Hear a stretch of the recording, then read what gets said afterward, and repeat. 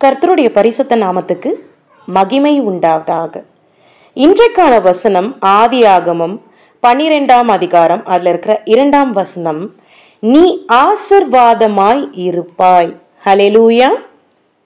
நீ ஆசீர்வாதமாய் இருப்பாய். தேவன் நமக்கு இன்றைக்கு கொடுக்கிறதான வாக்குத்தத்தம், நீ ஆசீர்வாதமாய் இருப்பாய். ஹல்லேலூயா. எப்படி ஆசீர்வாதமா இருக்க முடியும்? தேவனாகிய கர்த்தர் அவர்தான் நம்மளை ஆசீர்வதிக்க முடியும். வேற எந்த மனிதனும் நமக்கு ஒரு ஆசீர்வாதத்தை தர முடியாது. வேற எந்த மனிதனும் நமக்காக பரிந்து பேச முடியாது பிதா கிட்ட. வேற எந்த மனிதனாலையும் எதையும் செய்ய முடியாது. தேவனாகிய கர்த்தர் ஒருவரை தவிர நமக்காக சகாயர், நமக்காக இருக்கிற ஒரே சகாயர் அவர் மட்டும்தான். தேவனாகிய கர்த்தர் ரிபி கப கப கபா, தேவ ஆவியானவர் அசைவாடி கொண்டிருக்கிறார். இந்த வசனம் எனக்கு மிக பிடிச்ச ஒரு வசனம். ஹல்லேலூயா. நீ ஆசீர்வாதமாய் இருப்பாய். It has a positive vibe. Hallelujah. It has a positive vibe. நமக்கு ஒரு பாசிட்டிவ் எனர்ஜியை கொடுக்கிறது இந்த வசனம், கிரியை செய்கிற வசனமாய் இருக்கிறது. எத்தனை பேர் ஒத்துக்கிறீங்க? ஆமா சிஸ்டர், எங்களுக்கு இந்த வசனம் மிக பிடித்த வசனம், இது கிரியை செய்கிற வசனம். நீங்க சோர்ந்து போய் உட்காரும் பொழுது, அநேக நேரங்களில் நீங்க கவலை அடைந்து உட்காரும் பொழுது, உங்களுடைய ரூம்குள்ள என்ன செய்யலான்னு தவித்து கொண்டு இருக்கும் பொழுது, இந்த வசனத்தை நீங்க வாசிக்கும் பொழுதோ, இந்த வசனத்தை நீங்க சிந்திக்கும் பொழுதோ, இந்த வசனத்தை நீங்க தியானம் செய்யும் பொழுதோ, உங்களுக்கு இந்த வசனத்தை வாசிக்கும் பொழுதே ஒரு விடுதலை உங்களுக்கு ஆண்டவர் கொடுப்பார், ஒரு சந்தோஷத்தை கொடுப்பார். இது ஒரு சந்தோஷத்தை கொடுக்கிற வார்த்தையாக இருக்கிறது.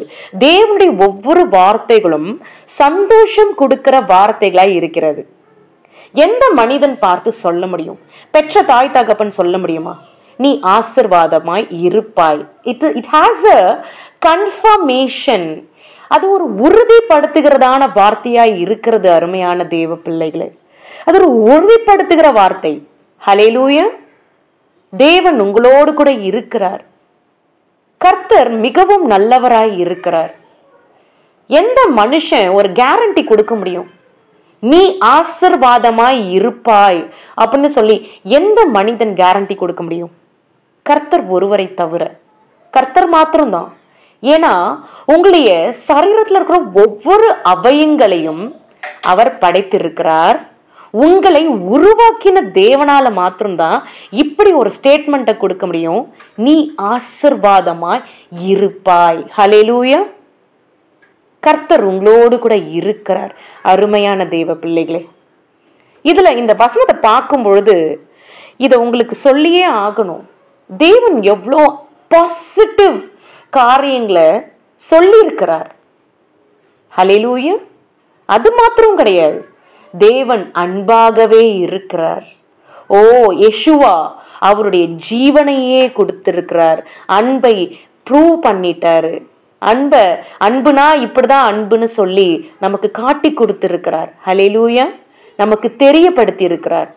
இப்படி ஒரு தெய்வம் நமக்கு இன்ற தினத்துல கொடுக்கிறதான வார்த்தை, வேத வார்த்தை, நீ ஆசீர்வாதமாய் இருப்பாய்.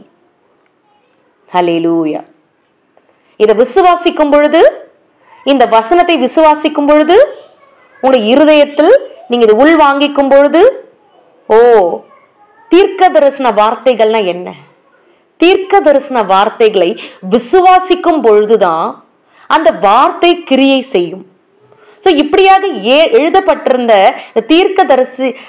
தீர்க்க தரிசன வார்த்தைகள்னால உண்டாகப்பட்டதுதான் இந்த வேதாகமம். வேதாகமத்துல உள்ள அனைத்து காரியங்களையும் நீங்க விசுவாசிக்கும் பொழுதுதான் உங்களுடைய வாழ்விலும் தாழ்விலும், உங்களுடைய பலவீனங்களையும், உங்களுடைய சோதனை காலத்திலும் நீங்க இந்த வார்த்தையை விசுவாசிக்கும் பொழுதுதான் இது கிரியை நடக்கும். இது கிரியை நடத்தும் தேவ பிள்ளைகளே. இந்த வார்த்தை ஜீவ வார்த்தையா இருக்கிறது. தேவனுடைய வார்த்தை ஜீவ வார்த்தையா இருக்கிறது. இது விசுவாசிச்சுட்டு நீங்க இன்னைக்கு காலை எந்திரிக்கிறீங்க, இது விசுவாசிக்கிறீங்க, இந்த வார்த்தையை விசுவாசிக்கிறீங்க. இன்ற நாள் புதன்கிழமை, நான் இந்த காலை நேரத்துல நான் இந்த வார்த்தையை வாசிச்சிருக்கிறேன். நீ ஆசீர்வாதமாய் இருப்பாய் அப்படிங்கிற வார்த்தைய நான் தியானிச்சிருக்கிறேன், அதனுடைய பிரார்த்தனையில வச்சிருக்கிறேன் அப்படின்னு நீங்க காலையில நீங்க ஜெபிச்சுட்டு நீங்க வேலையை ஆரம்பிக்கும் பொழுதே உங்களுக்கு தெரியும் ஒரு பெரிய blessing. You will feel the blessing. ஒரு பெரிய அப்ரிசியேஷன் உங்க மேனேஜர் கிட்ட இருந்து கிடைக்கும், ஒரு பெரிய ரிவார்டு உங்களுடைய ஆபீஸ்ல இருந்து கிடைக்கும். எப்படியோ ஒரு வகையில you will face a blessing. that blessing comes from the heaven. Hallelujah. எத்தனை பேர் ஒத்துக்கிறீங்க? That blessing comes from the heaven, comes from Yeshua, the Christ. அதனால இந்த வசனம் எனக்கு மிக பிடித்த வசனம். இது போல இன்னொரு வசனம் இருக்கு, நீ விசுவாசித்தால் தேவனுடைய மகிமையை காண்பாய். அந்த வசனமும் எனக்கு மிக பிடித்த ஒரு வசனம். தேவ ஆவியானவர் அசைவாடி கொண்டிருக்கிறார்.